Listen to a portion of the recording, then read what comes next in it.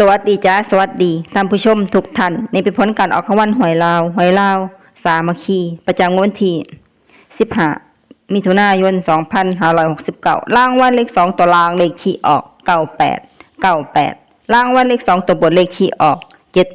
78รางวัลเลข3ตัวบนเลขที่ออก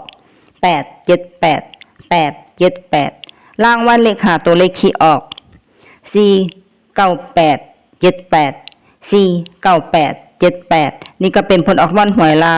ลาวสามัคคีประจำงวดวันที่15มิถุนายน2569ขอให้โชคดีมีชัยถูกหวยลาวสามัคคีได้รับเงินกันทุกคนด้วยจ้าฝากไว้ได้จ้ะSubscribeกดติดตามและเป็นกำลังใจขอบคุณทุกท่านที่เข้ามารับชมและรับฟังแล้วมาพบกันใหม่ในผลการออกหวยลาวสามัคคีใหม่ในวันพรุ่งนี้สำหรับมื้อนี้ขอบคุณและสวัสดีจ้า